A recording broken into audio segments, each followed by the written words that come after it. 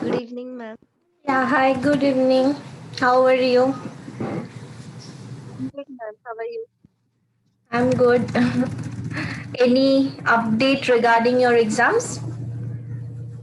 Yeah, it is on 26 only. 26 only. Okay, Yeah. okay. Yeah, yeah. So you got the timetable also, or you are yet to get that? No, I thought I'll share with you. Okay, okay. Yeah. So which subject you have first? First, I have last IPC. Hmm. First, I don't see. Actually, I go by last month. That's it. Wait. Uh, Okay. When is it ending? yeah.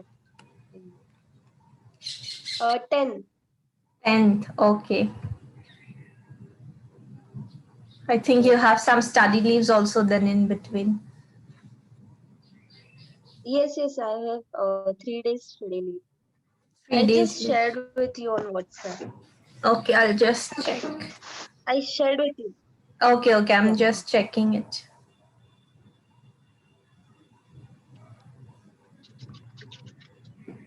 So it is coming under Karnataka State Law University only, right? Yours is, or what?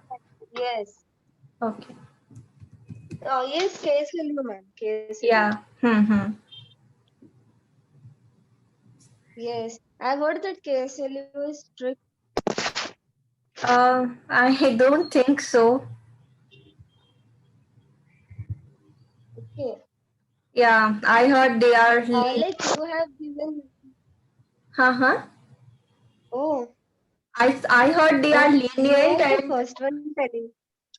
and also it's like because of COVID, it seems this time they would not be that strict while checking papers because classes were not proper and everything. That's what I heard. But yeah, old batch. So in Okay, which okay. page yours is given? First 3 years. Okay. It no, no. Huh. 3 years. First one only. First page only, right?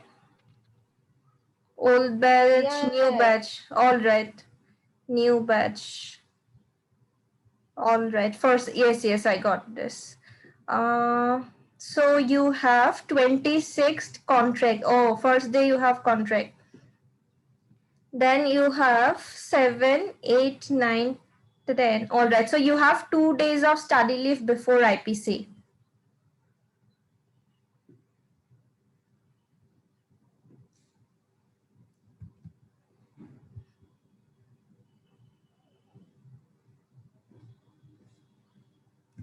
Am I audible?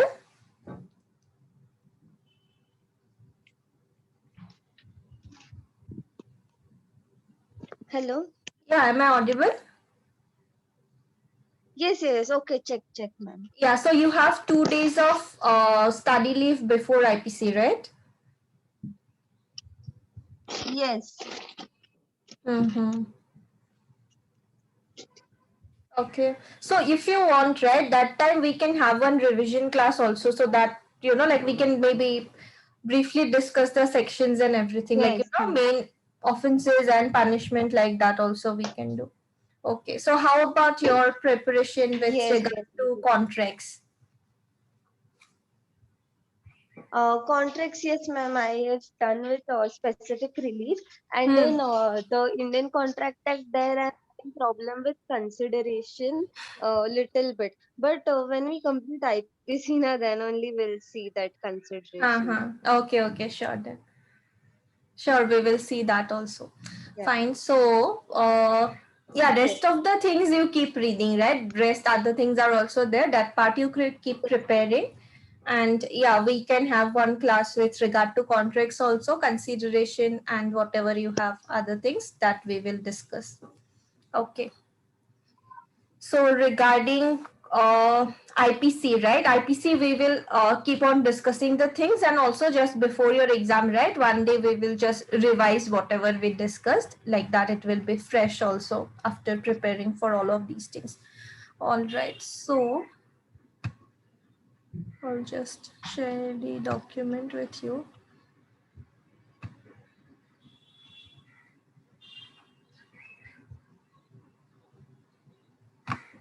All right.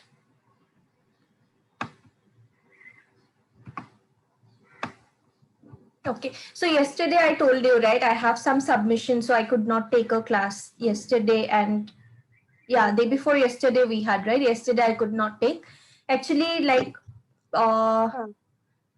tomorrow 19th, yeah, 19th I have a presentation. Okay, so today we will have a class. Tomorrow I'm taking a leave. 19th I will again start. Okay, after that I don't have anything, so I can, like fully concentrate on it. So tomorrow you just do with your contracts, and then we will continue. Okay, so fine, then your Yes, okay. timetable is also out. Okay, so now we will see a few of the things with regard to IPC, and then from 19th we can continue regular also. Okay, after that I won't have any issues or anything.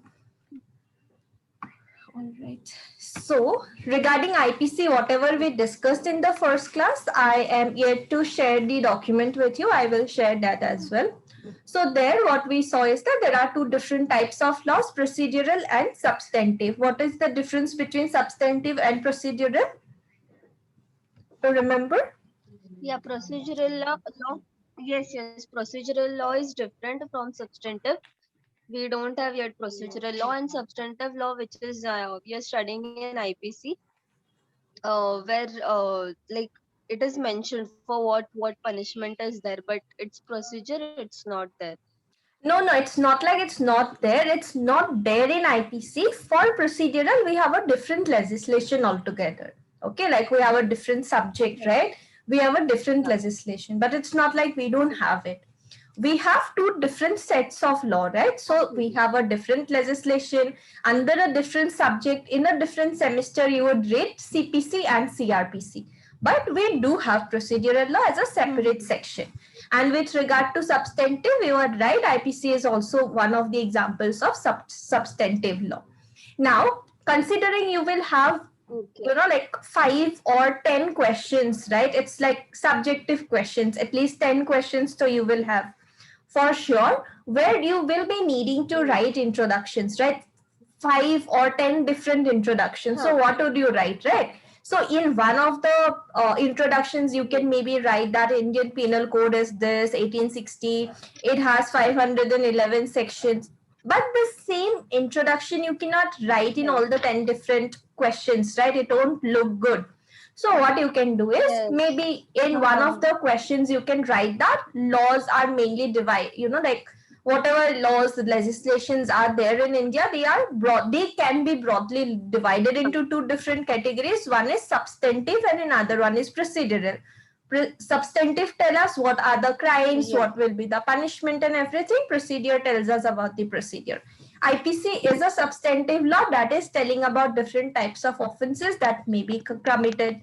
And these are divided into different categories like offenses against state, affecting human body, property, this, that, whatever categories you remember, right? 4, 5, you can just put as an example.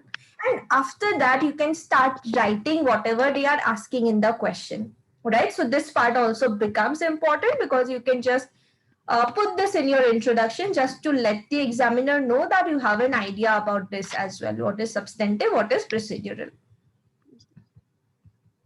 Yeah. Then if they are asking about a certain type of crime, okay, take for example, they are asking what is murder. All right, and just assume you don't have much idea about that particular offense, okay, because we should be prepared for the worst, right? Huh. So it's not possible that whatever crimes Yeah, are yeah. there, you know about every single type of crime, you know punishment. That's not possible, right? Let's be practical. So what you can do, if there is a question that, okay, fine, define murder. What is murder? What is the punishment or something like that? And you don't know which section talks about murder, what is murder or anything. Don't just skip the question, right? If you have two different options, obviously you go for the one where you have knowledge.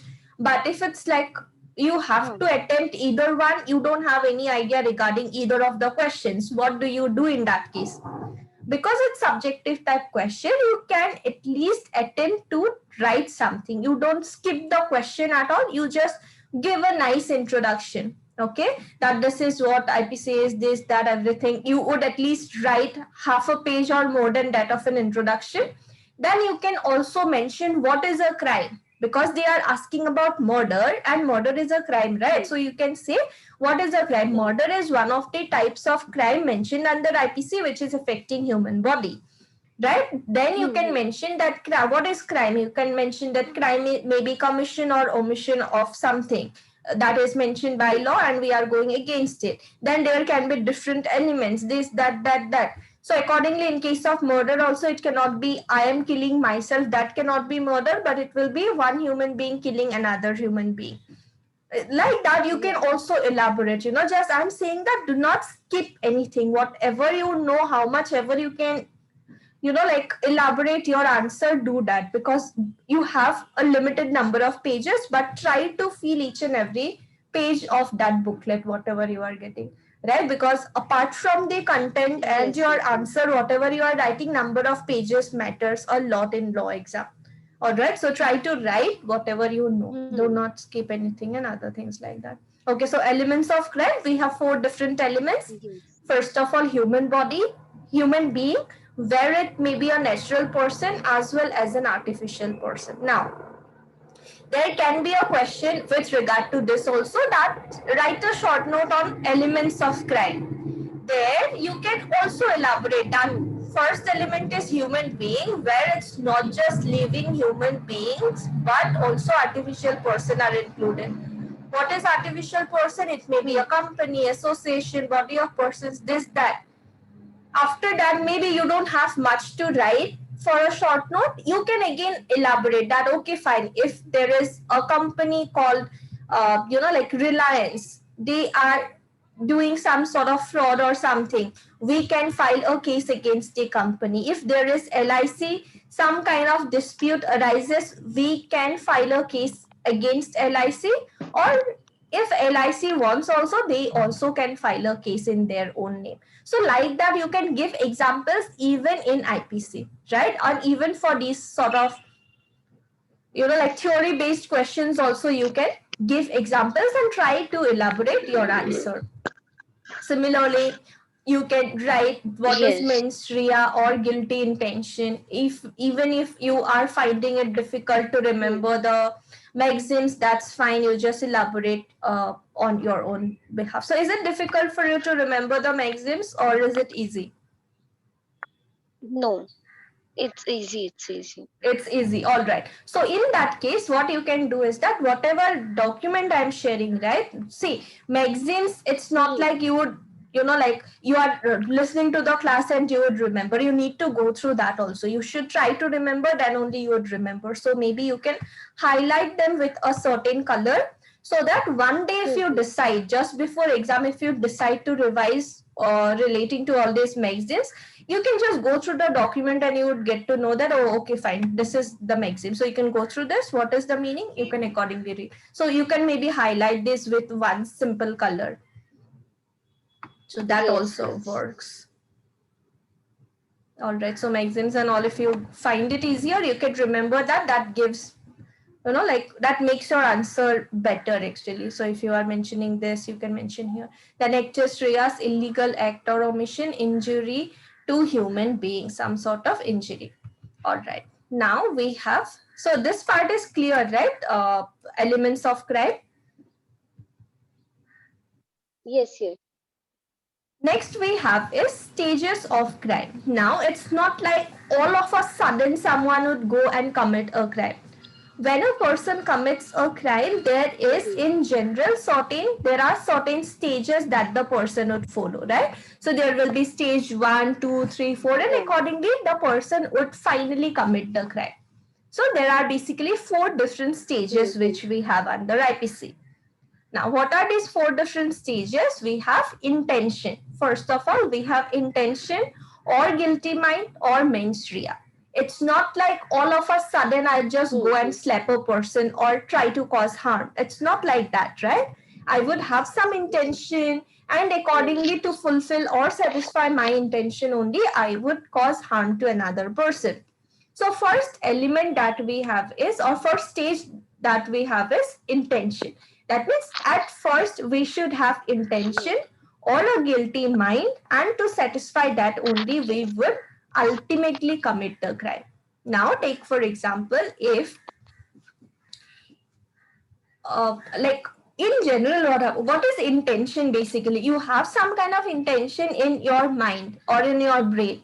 It's very difficult for another person to know what intention you have, right? Unless and until you tell about it, you disclose your intentions, it's very difficult for the other person to identify your intentions. That is the reason why for most of the crimes, intention is not considered as punishable. That means I may have the intention of like killing another person, but it's very difficult for other persons to know that I have such an intention, right? So that is the reason why at this stage of intention, right, we cannot punish the person, simply because it's very difficult for us to identify that I am having an intention of killing another person, I have an intention of causing harm to another person, or things like that. So this is the first stage, which is intention or guilty mind. I will have an intention that I would do this thing, or someday I want to kill this person. But it's very difficult to prove intention. So for most of the crimes, it's not punishable at this stage. But there are certain crimes like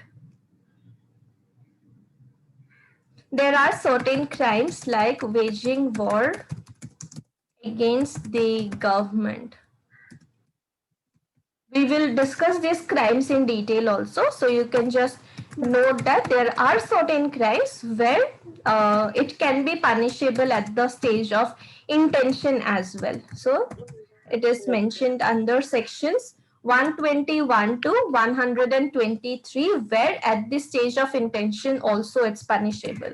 Then we have sedition under section 124A of IPC. So these are 2 different crimes where even at the stage of intention, it's punishable. Now, how will we know about intention of a person? Maybe I have an intention of waging war against government or committing this offense of sedition. I am telling you that I have this intention. So just because I am telling you about my intentions, like if I am at all telling someone and it's possible to be proved, in that case only it will be punishable. If I'm just keeping my intentions within myself, it's obviously not possible for anyone else to know about it. So it's not punishable. But if I'm telling someone and it's possible to be proved or something like that, it will be punishable. Only case of these 2 types of crimes. Otherwise, whatever guilty intention I may be having, just because it's still there in my mind only, it cannot be punished. All right. So it's only these 2 crimes. So you can remember these 2 crimes only for an intention to wage war against government, and in case of sedition, it's punishable at this stage of intention. Otherwise, it's not punishable, simply because it's near to impossible to prove that I have an intention of committing this sort of a crime. All right, this is the first stage. Yeah. Now, after first stage, take for example, I have an intention of killing another person. What will be the second stage of that? Second stage is preparation, right? I will make necessary arrangements. If I have the intention of killing another person, I will make the necessary arrangements. What may be necessary arrangements? Maybe I would try to find out the best time when it's good, like it will be better to kill that person, right? Maybe, okay, fine, all his family members would leave by around 10 o'clock in the morning. So maybe between 10 to 12 is the best time when I can actually try to kill the person. So that is a preparation, right? I'm making the necessary arrangements. I'm trying to figure out a time when it's possible to actually commit the crime. Maybe I have decided how I will kill the person.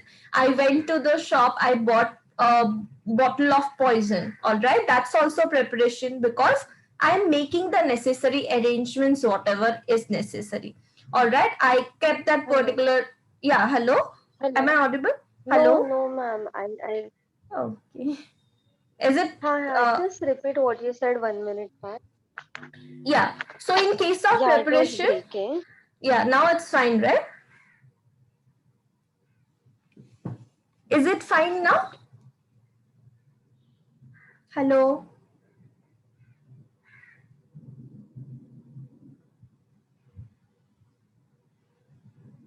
Hello.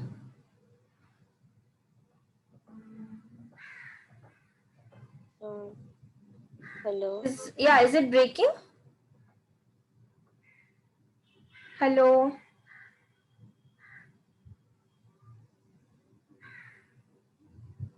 Hello.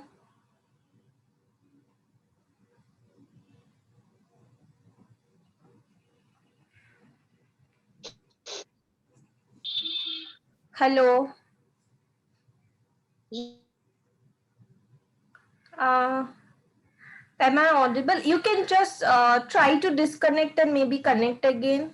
I can hear you.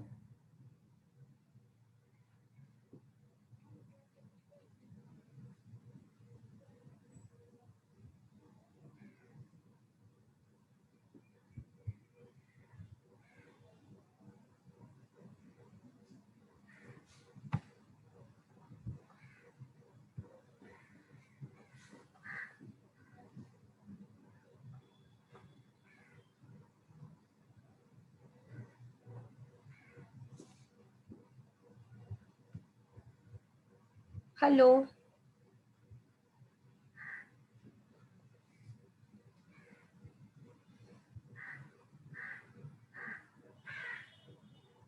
Hello. Yeah, is it audible now? Hello. Yes, hello, ma'am. Yeah. Is it audible now? Yes, it's properly audible. Yes, ma'am. Okay, sure. Sure. So Yeah. I had an intention of killing another person. At the stage of preparation, what I will do is that, despite you heard, right, that trying to find out the time when it's feasible to, Yeah. yeah. So I'll try to find out that at what time I can commit this crime. Maybe around Hmm. 10 to 12 in the morning, the person will be alone at home. So I found out that that is the best time to kill the person. So that's what that is, making a necessary arrangement. It's necessary for me to know when the person will be alone and when I can kill him. Secondly, what I will do is that I will have to figure out how I will kill the person, right? Maybe I decided that maybe by giving poison, I can kill him, and that's the best way of killing him. So, what I will do is that I will go to the shop, maybe I will buy poison as well. So, that also is what it also is a like making a preparation only, right? I bought poison from the shop. Then maybe I will Hmm. make a like a blueprint, right? How I am actually going to execute it, right? I want to kill the person. I want to give him poison and kill him. But now, how am I going to give poison to that person? Maybe I decided that, okay, fine, I'll cook food and I'll mix poison there and I'll offer that food to him. All right, so that may be a way. So all of those things are what? Those are making necessary arrangements. Necessary arrangements as in whatever would be needed, right, to commit this particular crime. Now at this stage also, right, preparation stage also, it's very difficult, right, to prove that whatever I'm doing it with an intention of committing this crime only. Okay, if I'm buying poison, that's fine. I can see that, okay, fine, some insects are there. I want to kill those insects. That's why I bought this poison. or maybe I can say that I'm just doing some research and I want to, like try to test how dangerous this poison may be. I can come up Yeah. with any excuse, right? So at this stage of Yeah. preparation also, even though I'm making all these arrangements, it's very difficult to prove that whatever I'm doing it for commission of this crime only. Maybe I can be doing, so what I may be doing is that maybe I have made like a proper, like a blueprint I have made that, okay, fine, this time I'm going mixing poison, this, that, everything I have, like made a chart or something like that.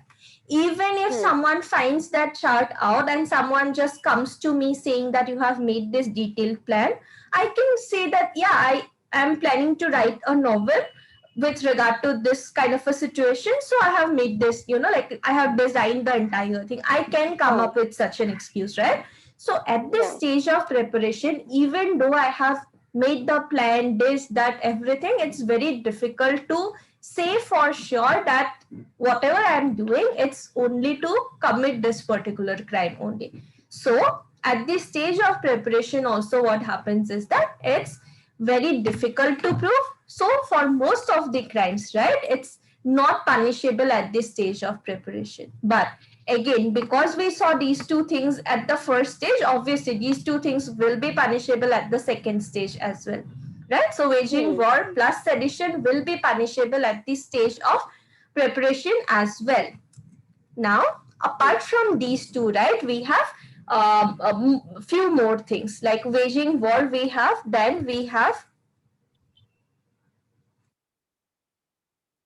We also have preparation to commit dacoity. We will read these things in detail as well. What is dacoity? What is other things? Preparation to commit dacoity. Preparation for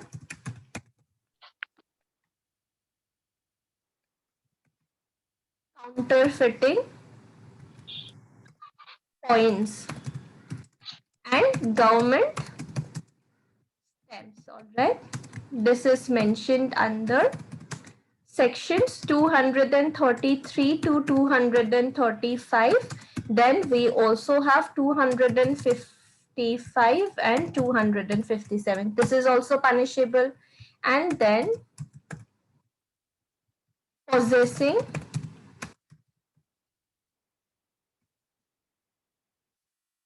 counterfeit coins, false coins, false weights or measurements,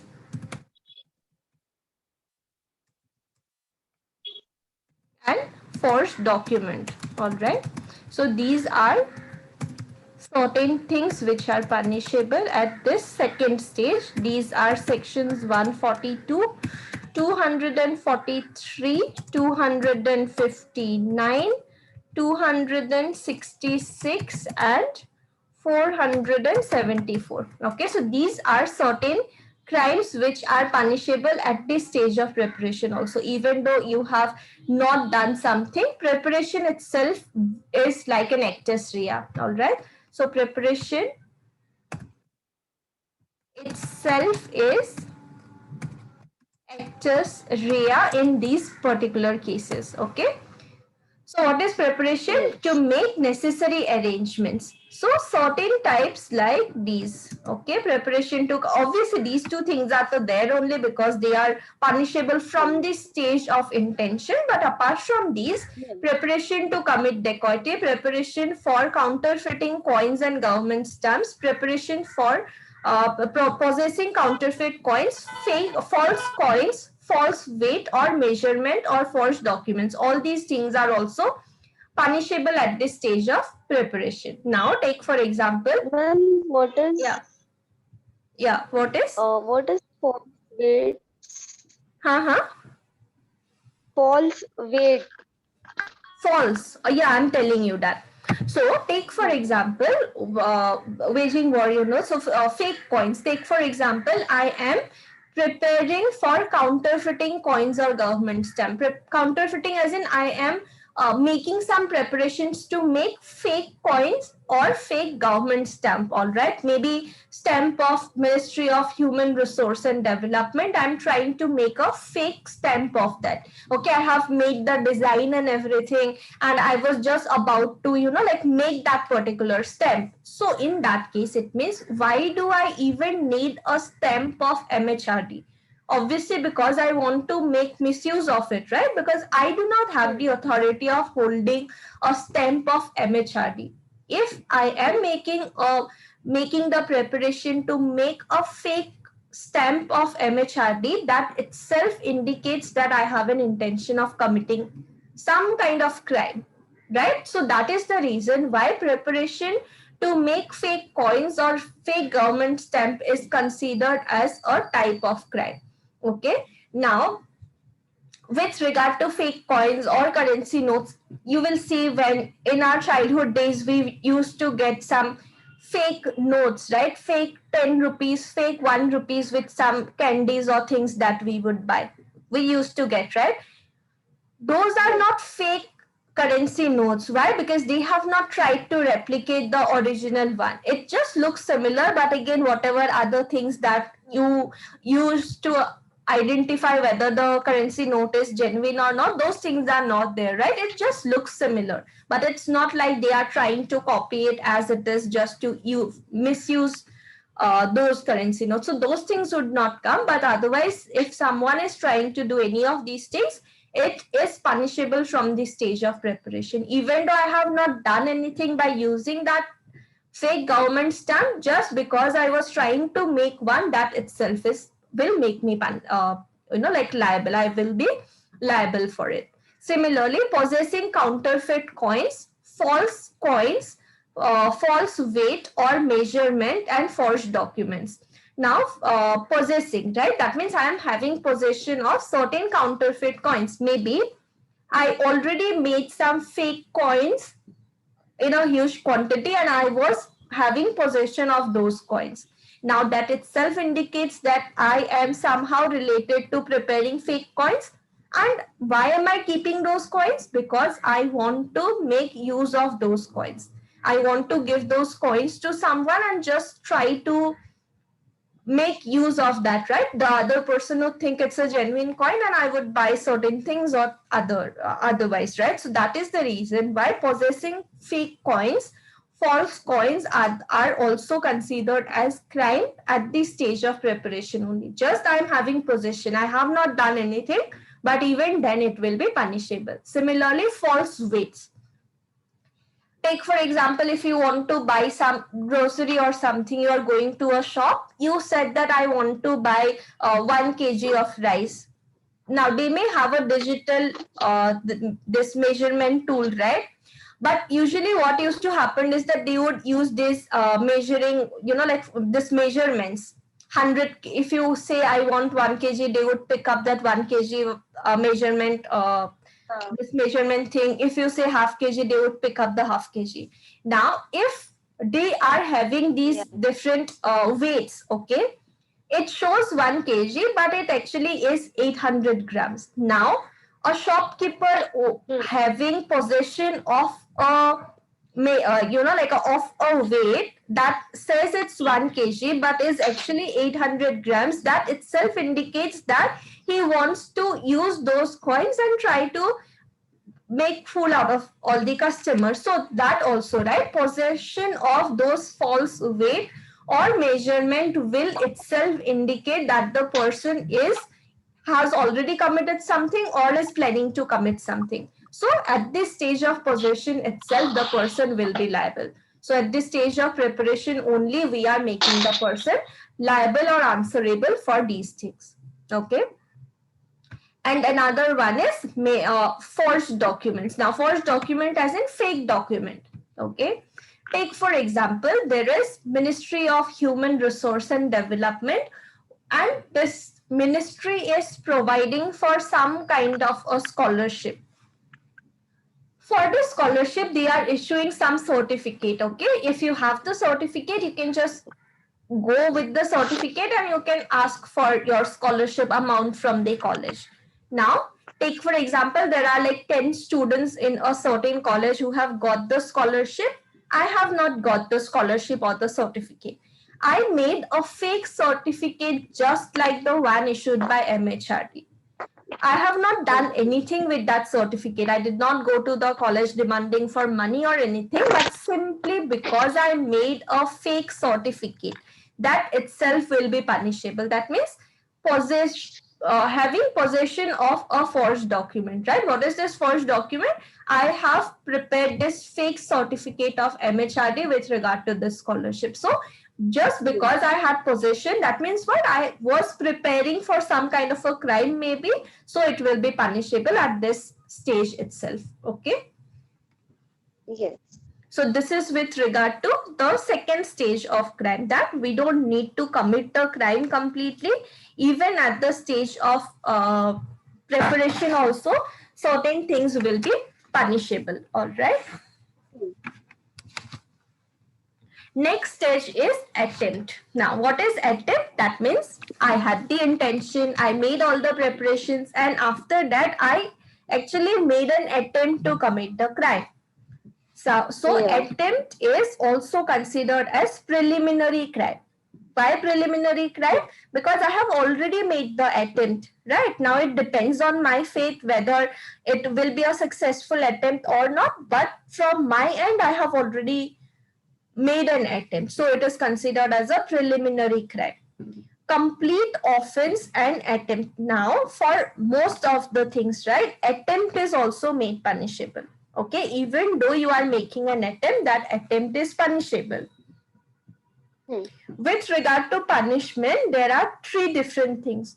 For certain offenses, complete offense and attempt are same. That means it's only one section that is providing for the punishment. Providing for the punishment for attempt as well as for the complete offense.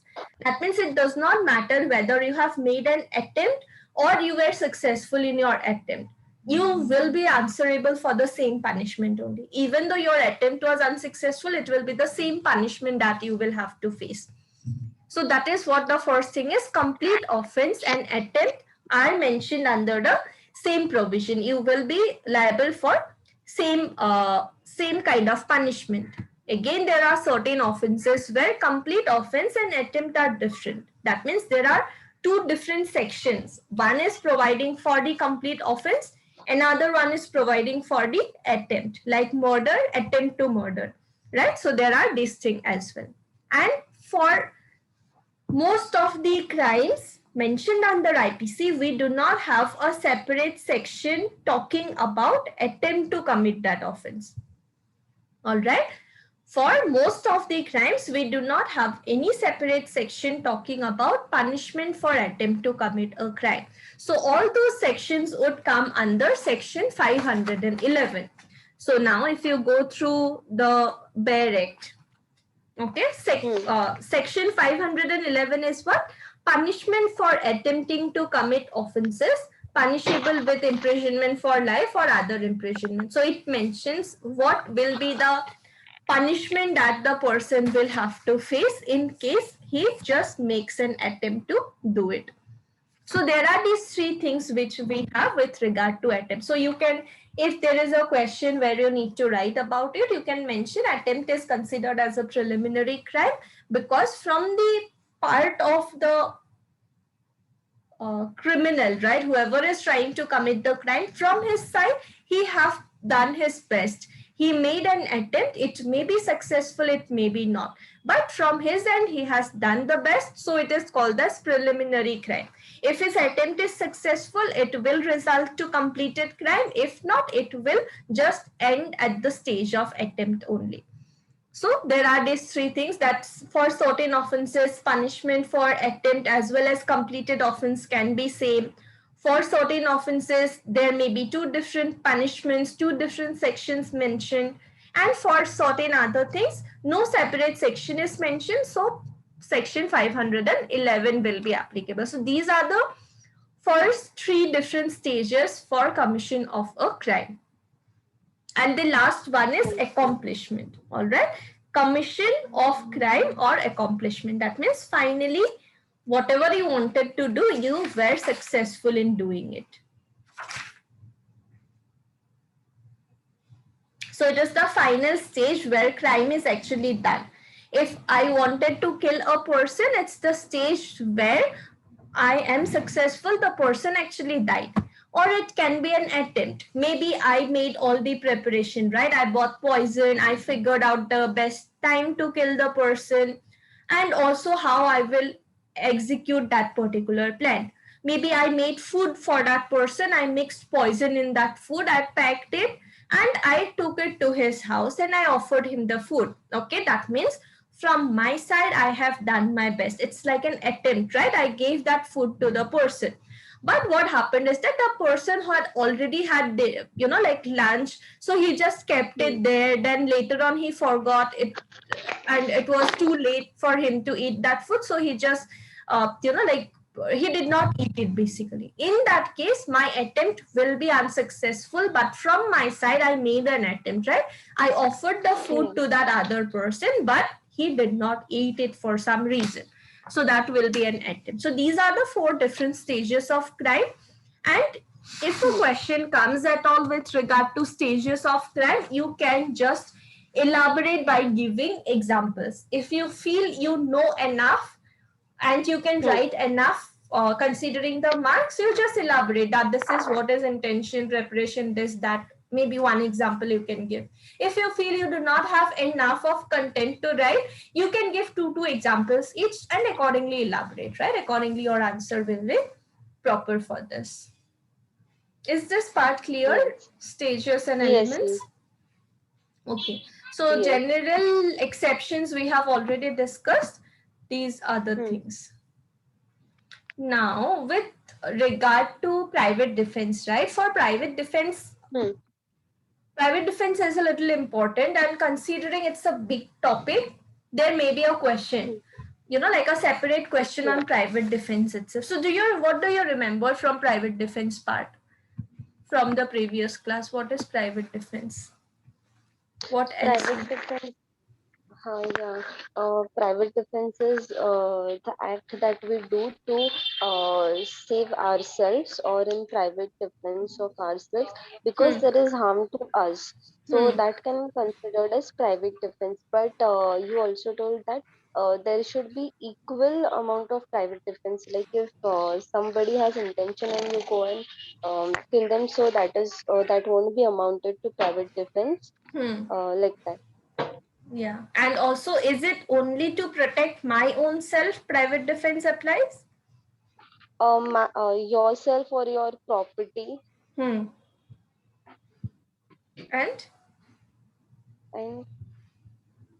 any so it applies to body plus property, my own self as well as others. Okay, simple to remember.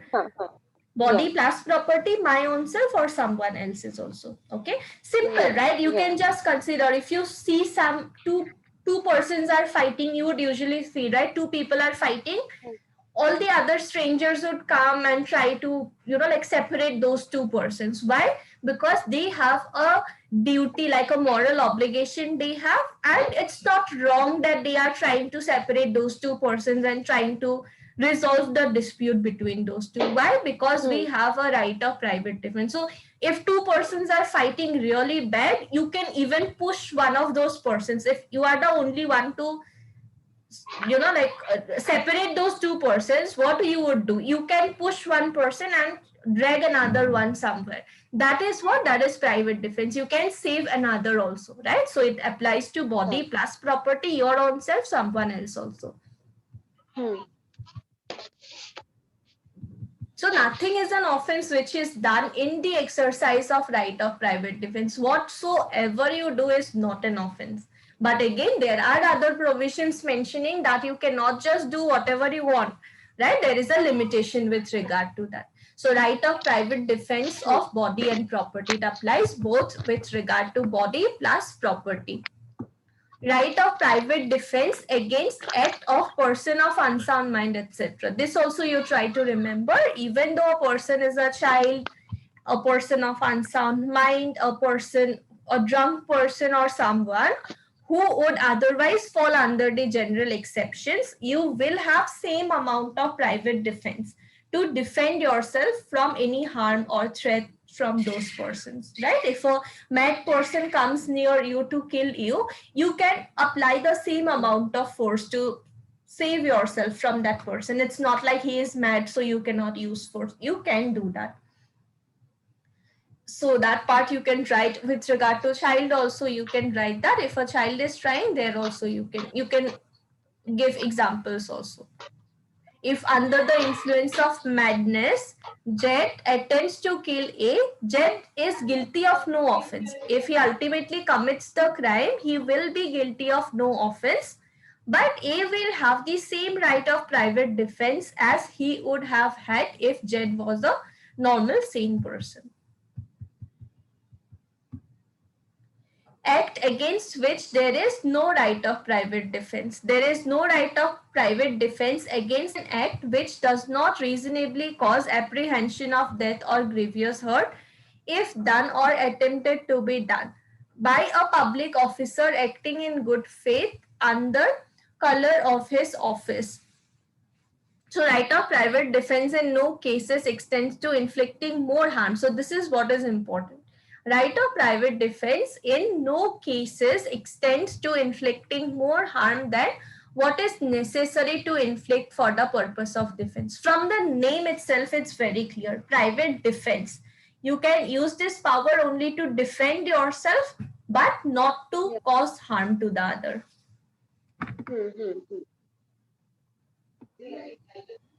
Next is when right of private defense extends to of body extends to causing harm. So only it will depend on the amount of force that you need to apply to save yourself.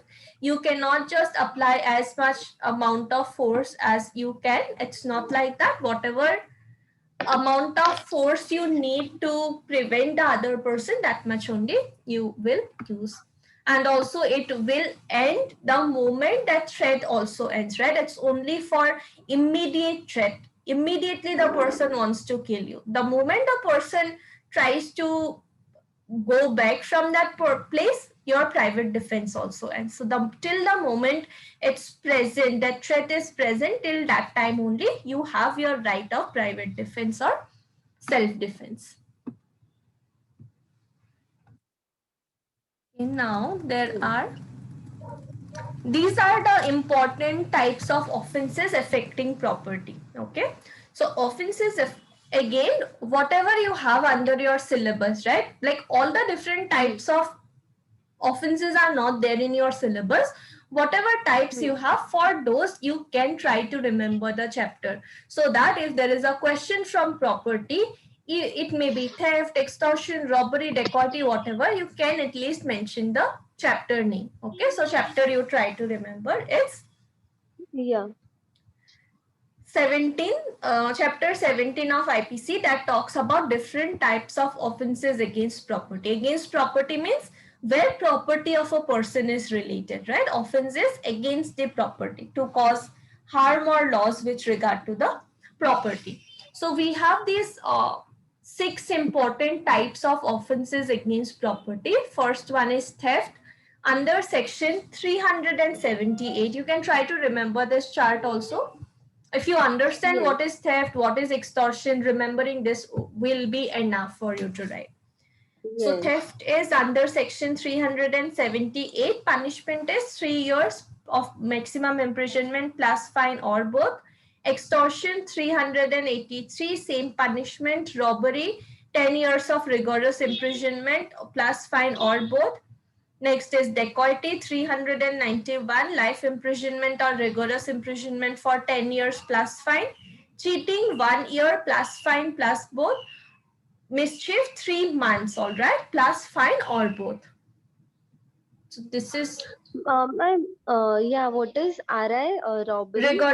Rigorous imprisonment. Okay, Rigorous imprisonment for 10 years. Wherever I have not written anything, that's simple imprisonment. Yes. 1 minute, ma'am. I'm just writing down. I'll share this document anyways. Yeah, still Yeah, I yeah, write in. yeah. Oh, your own notes is what you, Yes. yeah.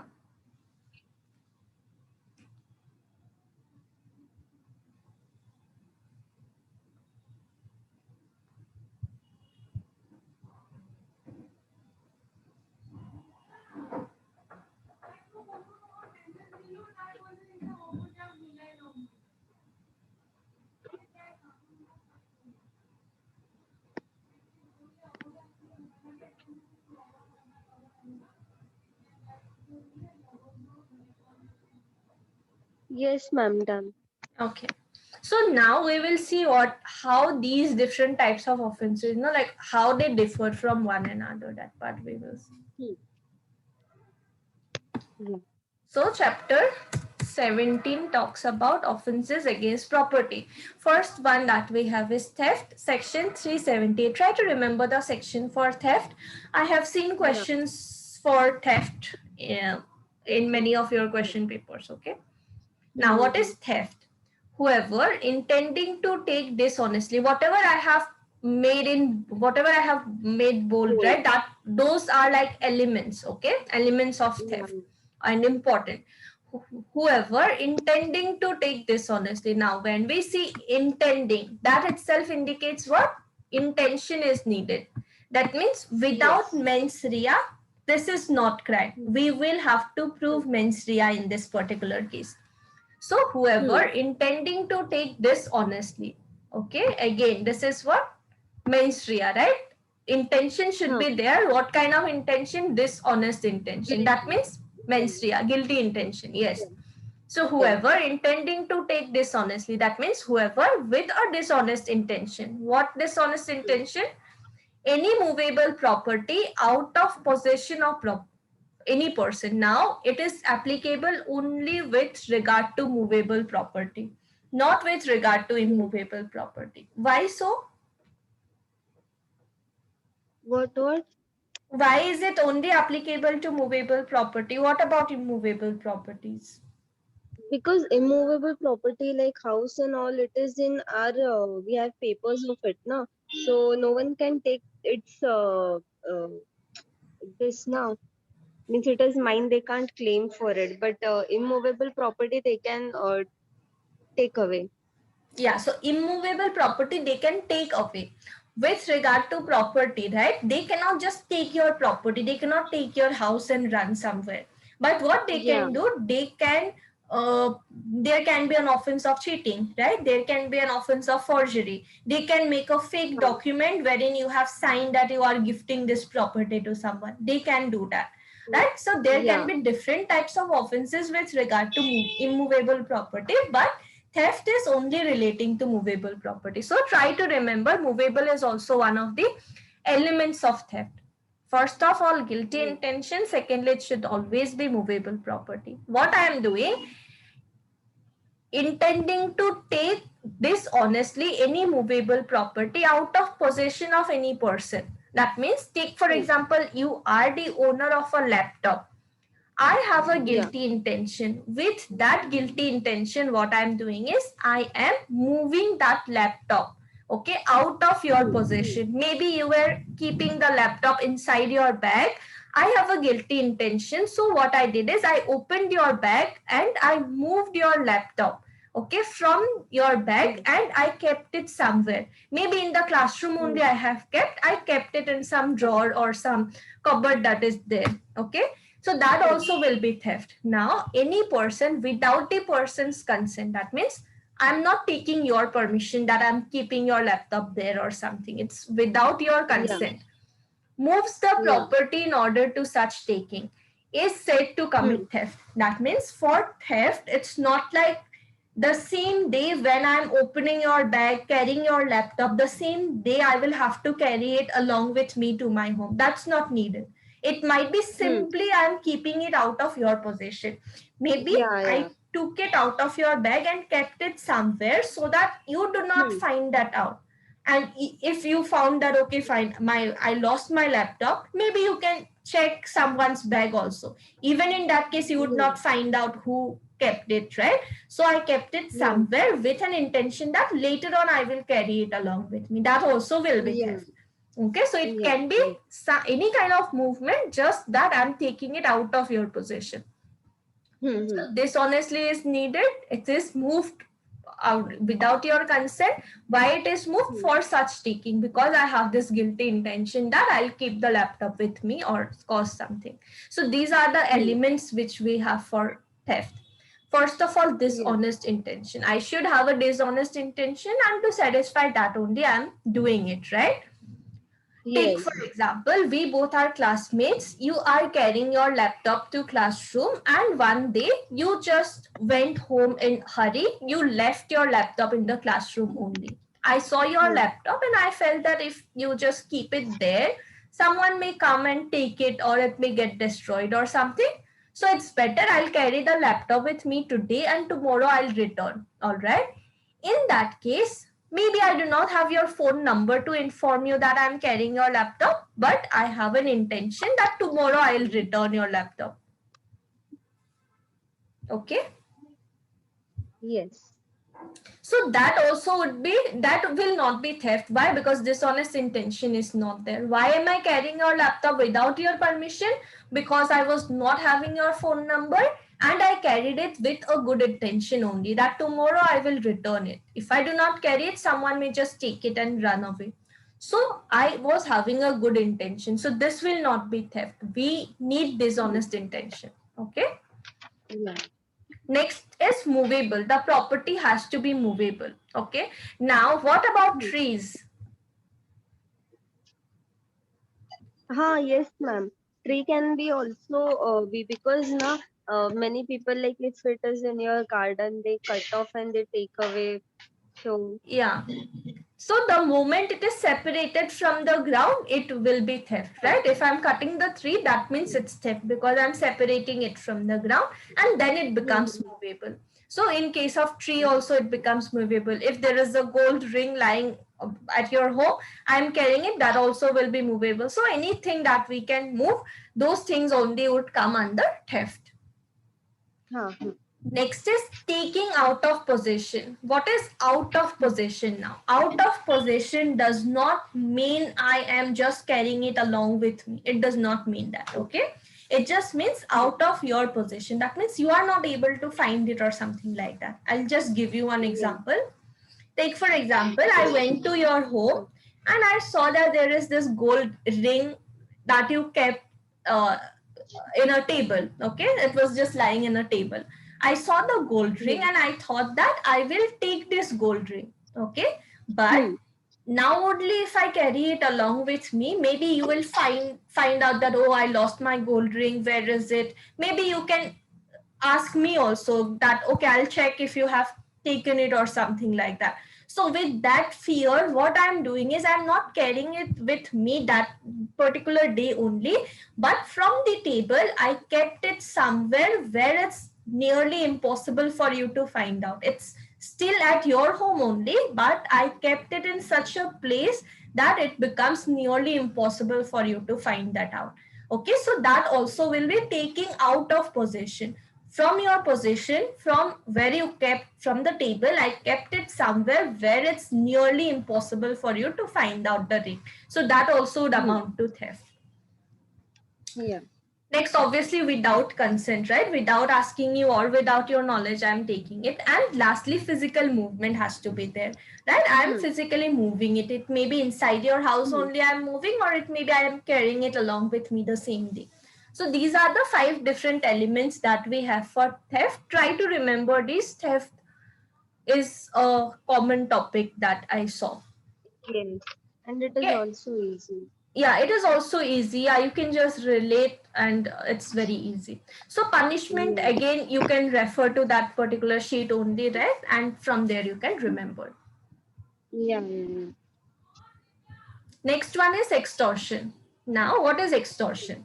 In case of theft, I was carrying your property without your permission, without your knowledge, right? In case of extortion, it's different. What is extortion? Whoever intentionally puts any person, okay, intentionally I'm putting any person in fear of any injury to that person or to any other, and thereby dishonestly induces the person so put in fear to deliver to any person any property or valuable security or anything signed or sealed which may be converted into a valuable security commits extortion. In case of theft, I was the one who carried the thing out of your possession. I did it without your consent, without your approval, without your knowledge. But in case of extortion, it's different. You are the one who is giving me possession or who is giving me those things. How? Because I'm putting you or someone else under some kind of fear of some injury. One good example would be people coming to bank and saying whatever you have give, otherwise I'll just shoot this customer. So what is that? This customer is the person to whom they are saying that we would kill this person or cause harm if you do not hand over whatever you have, whatever money you have in this bank. So that is what is extortion. I'm not taking your goods myself, but you are only giving me those. Why? Because I'm putting either you or someone else in fear of some kind of injury. It may be your, maybe at night you were going out somewhere with a friend and someone just comes and says that I have this knife, I'll cause you harm if you do not hand over whatever you have. I'll just cause harm to your friend. In that case also, you are giving whatever you had to the other person. That also will be extortion. What happens is that here, the person is himself giving just to save him or someone else, right? So this injury may be to the person himself or someone else also, and thereby makes the other person to do it, right? So that is what is extortion. This also, I guess, Yeah. simple only, right? You can Yes. relate to it with a situation. So take, for example, I can say that, I can call you and say that maybe you got some scholarship. Okay, you got some scholarship from your college, and because you were not available at home, you gave my address. Okay, that the scholarship letter will come to my address. I will collect it, and later on I'll give the scholarship letter to you. Now I got this scholarship letter, it's under my possession. What I am doing is I called you and said that I have your scholarship letter, right? I will destroy your scholarship letter if you do not pay me 20,000 rupees now. Okay, you transfer 20,000 rupees to me, otherwise I'll destroy your scholarship letter. So that also is extortion, right? That I'm saying that I will cause loss to this particular person, like this particular thing. So that also will be this thing. Or some fear of injury. That two best example, two friends were going, someone comes and says that I have this knife, hand over whatever you have, otherwise I'm going to cause you harm. That also is the good example. Now punishment, again, you can refer to that sheet only. Next is robbery. In all robbery, there is either theft or extortion. Theft and extortion, is it clear the differences? Yes, it's clear. Okay. Next is robbery. Now, in all robbery, there is either theft or extortion. That means in robbery, there may be either theft or extortion. Now, what is wrong? When is theft robbery? Theft is robbery if, in order to committing the theft, all right, while committing the theft, or in committing the theft, or in carrying away or attempting to carry away any property. That basically means while committing the offense of theft, okay? The offender for that end voluntarily causes or attempt to cause to any person death or hurt or wrongful restraint or fear of instant death or instant hurt or of instant wrongful restraint. That means while committing the offense of theft. Now, what is theft? Without your knowledge, without your permission, without your approval, silently I'm trying to carry some goods from your house, okay? But while doing this, maybe I silently came to your house and I tried to pick up all the things, and just the moment I was leaving, right? Just the moment I was about to go, you came there. Now what will I do? At that moment, you already knew, right, that I'm taking all your valuable things. Yeah. At that moment, what option do I have? I can put you under some kind of fear, right? I can say you that I cause you harm. Maybe I can wrongfully restrain you. I can say that you cannot just come this place, you stay there only. Or I can, like some kind of harm, right? And thereby Yes. I would try to escape. So in those cases, theft will be robbery. That initially I was committing theft only, but later on when I was about to escape, you came. And that is when I had to use this fear of harm or injury. So theft became robbery, right? When theft is robbery, I was committing theft, but it became robbery.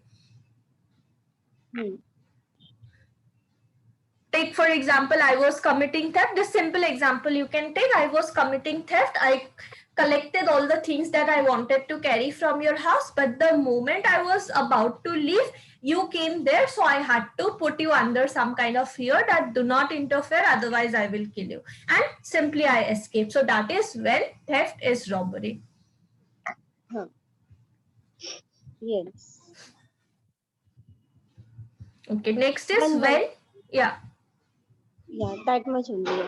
Yeah. So next is when extortion is robbery. Extortion is robbery if the offender at the time of committing extortion is in presence of the person put in fear and commits extortion by putting that person in fear of instant death.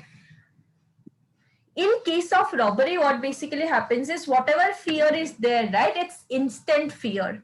All right, it's instant fear of harm that is there. But in case of extortion, it's not, it might not be instant. Okay, it might not be instant fear that if you do not do it, now only I'm killing you. That might not be there. So in case of extortion, if there is instant fear, then it becomes robbery. Here also, right, when the moment you came to your place, I'm saying that do not interfere, otherwise I'm killing you. I am killing you means it's instant fear. Right now only I will kill you, right? So that is when theft will become robbery. Simply while committing this offense of extortion, if there is immediate fear is there, then it would become robbery. So extortion is when whoever intentionally puts any person in fear of injury to any person or to any other and thereby dishonestly induces that person, right? It is fear of any sort of injury. If I'm saying that I will destroy your scholarship letters, might be I am not at my home, I am calling you from somewhere. It would take me 1 hour to reach my home, and after 1 hour only I will destroy your scholarship papers. That also is possible, but there is again fear of injury. But this is not instant, right? Right now itself I cannot just destroy your scholarship papers because I do not have it with me right now. I need to go home, then only I can do it. But in case of extortion is robbery, it is instant. So this instant word is the basic thing that is making the difference. Okay. Is this part clear? Yes. So punishment, again, you can consider this other thing only, other document.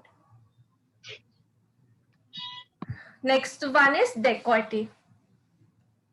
Again, robbery and dacoity almost same only. What is the basic difference? When 5 or more persons jointly commits the offense of robbery, right? In that case, it becomes dacoity. That means it becomes more dangerous, right? 2 people threatening you and 5 or 6 people threatening you, there is this difference. So just because of this difference only, we have a different crime. When 5 or more persons jointly commits the offense of robbery, in that case, it becomes dacoity, just the number. Or when the whole number of persons conjointly committing or attempting to commit the offense of robbery, and the person present and aiding such commission or attempt amount to 5 or more, every such person committing or attempting or aiding is said to commit dacoity. Take, for example, there are 6 persons. Or there are 5 persons, okay? 5 persons who decided to commit this offense of dacoity. One person said that I will just be waiting outside the gate to let you know in case someone enters or something. So what I'm doing is I'm just standing outside the house only, right? Outside the gate. That means I'm not even entering there.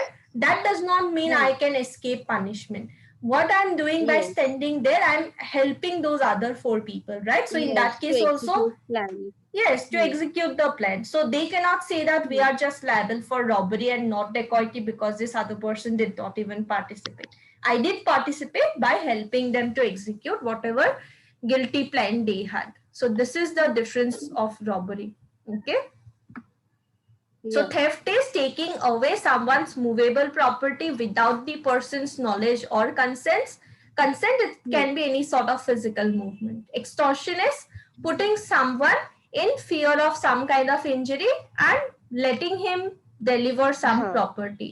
Robbery is, while when theft is robbery, I was committing theft only, but just because you entered the house, I had to put you under some kind of fear so that you allow me to escape. Okay. When is extortion robbery? Only because of instant fear of death. Yes. Then dacoity, it's same like robbery only, but it's 5 or more persons jointly committing it. Hmm. Okay.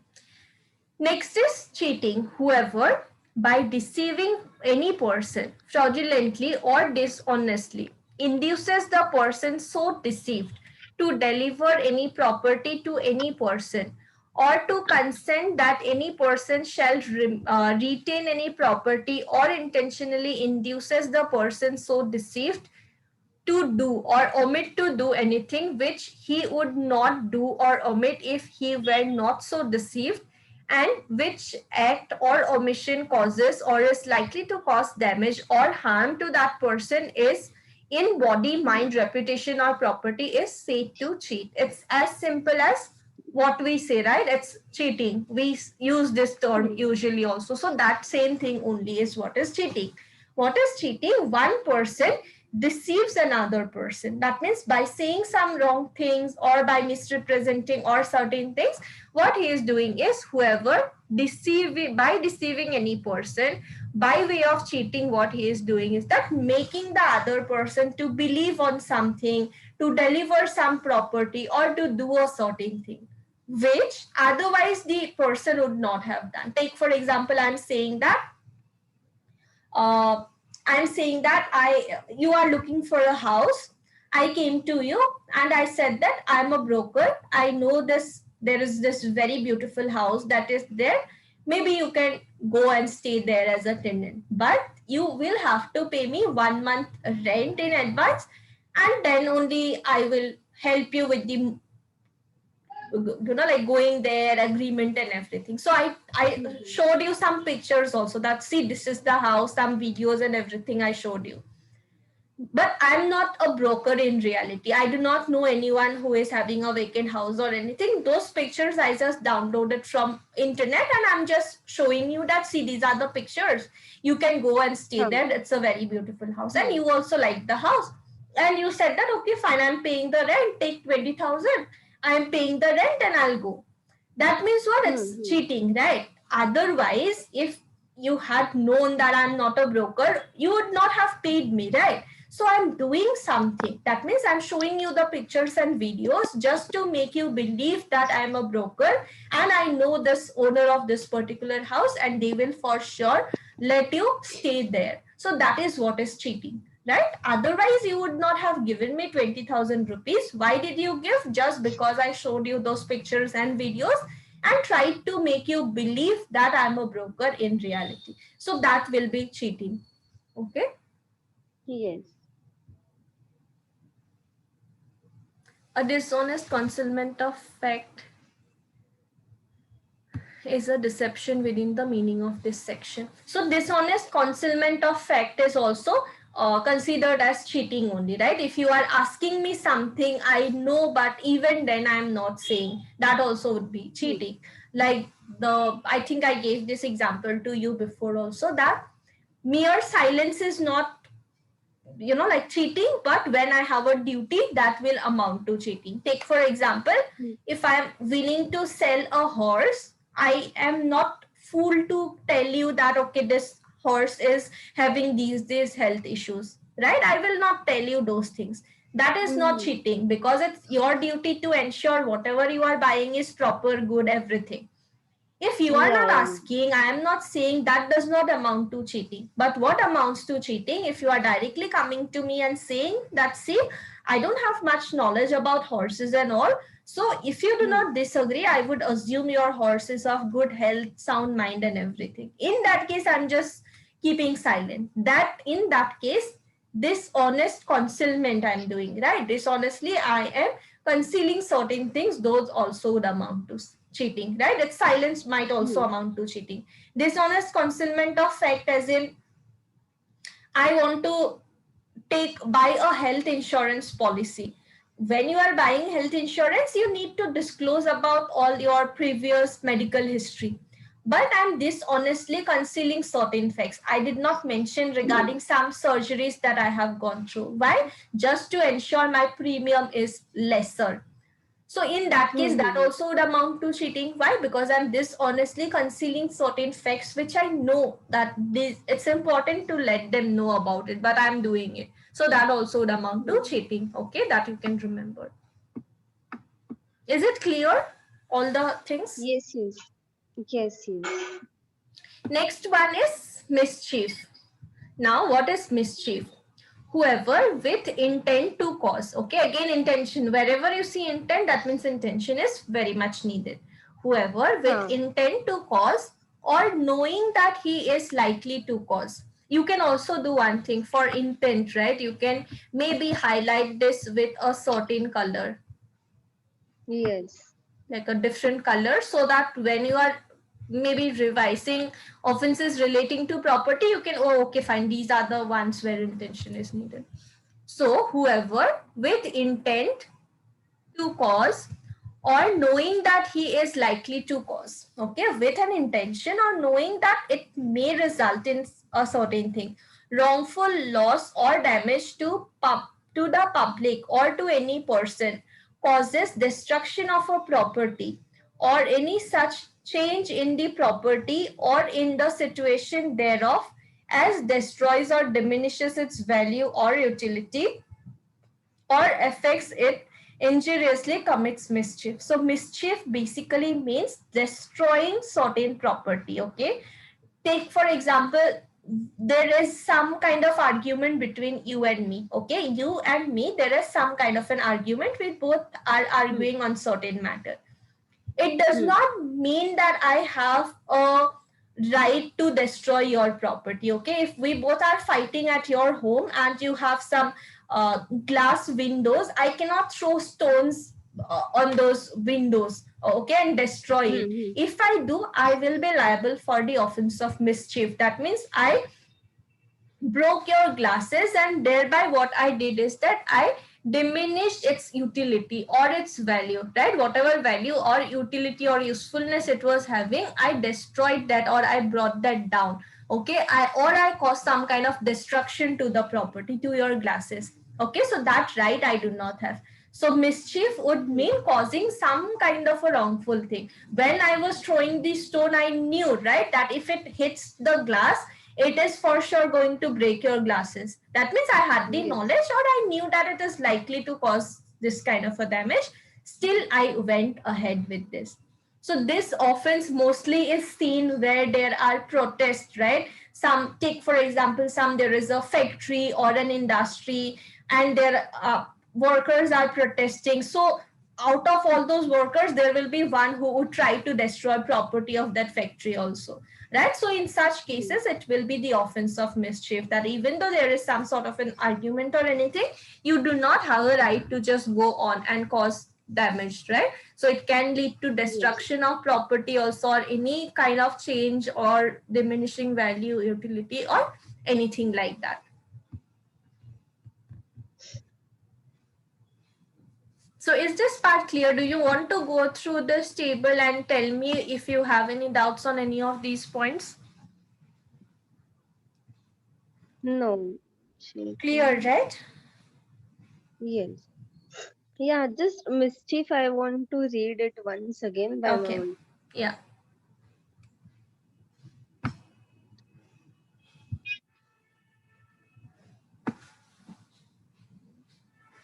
From the definition also, if anything is not clear, you can tell.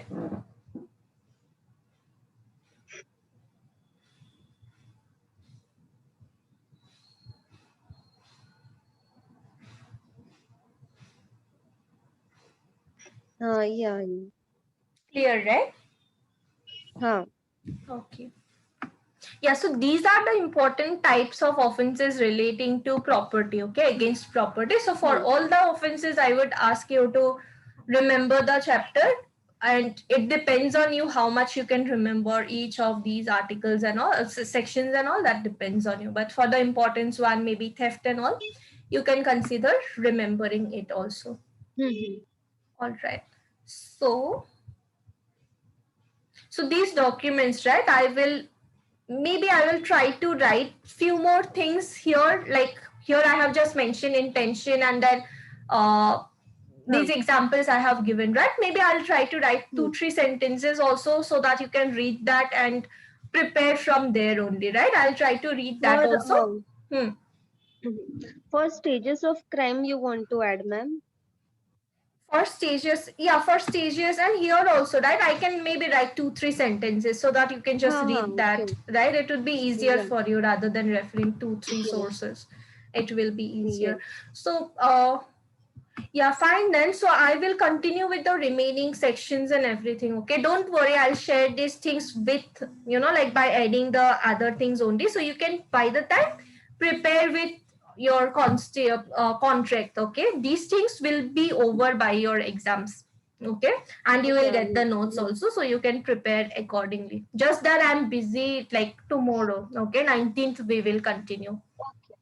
Okay, so 19th we will go through that, and after that I'll prepare these things and then share with you. That time you can prepare, so don't worry about IPC, just focus on contract and all the other subjects that you have in the meanwhile. Okay. Yes. Yeah, so sure, then we will meet on 19th. All right. Yes. Yeah. Yes. Okay. Yes. Yeah, okay then, bye bye. Yeah. Thank you. Yeah. Thank you. Yeah.